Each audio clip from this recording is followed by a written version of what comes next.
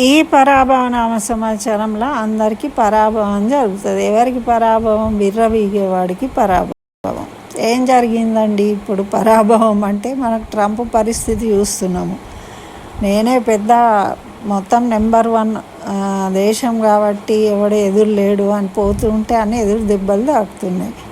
మరి ఫేస్బుక్ వాడు జుకర్బర్గ్ మొన్న మన భారత ప్రభుత్వం ఏమన్నది, ఏదంటే అది పెట్టేస్తున్నారు, చైల్డ్ అబ్యూజింగ్ యాడ్స్ ఇవన్నీ వస్తున్నాయి, ప్రైవసీ ఉండట్లేదు, అంత డేటా అందరిది కూడా ఇచ్చేస్తున్నారు అట్లా అని అంటే అహంకారంతో ఏమన్నాడు, మాకేం సంబంధం లేదు, మీరే మా దాంట్లోకి వచ్చిండ్రు, మరి ఇంట్లోకి వచ్చిన తర్వాత ప్రైవసీ అంటూ ఉండదు కాబట్టి మేము ఏం చెయ్యలేము, మీరే మా దాంట్లోకి వచ్చిండ్రు కానీ మేము మీ దగ్గరికి వచ్చి మీ డీటెయిల్స్ తీసుకోలేము కదా, మీ డీటెయిల్స్ మీరే పెట్టారు ఇందులో అన్నాడు అహంకారంతో.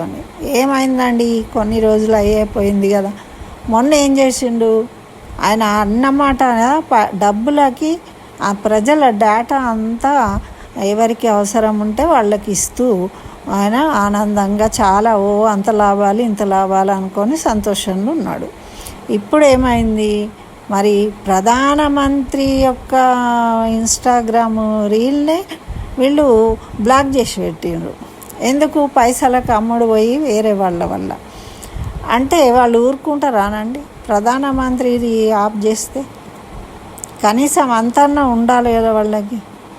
ఇప్పుడు కాళ్ళబేరానికి వచ్చిండు. ఆయన మీద కేసు ఫైల్ అయినాక మన అందరికీ తెలుసు. అంటే విపరీతమైన అతి గర్వం పనికిరాదు. ఎప్పుడైనా అది మన సర్వనాశనం చేస్తుంది.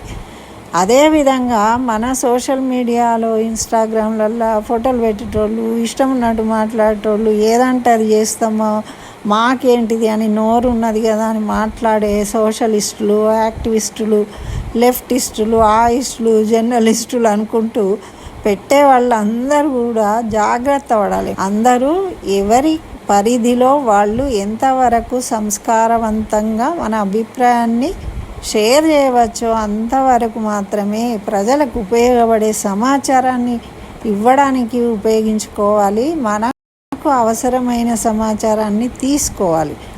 అంతేగాని సమాజాన్ని చెడగొట్టడము, మోసం చేయడము, పిల్లలను పాడు చేసే విధంగా ఉన్న కంటెంట్లు తయారు చేయకుండా జాగ్రత్త పడాలని కోరుకుందాం.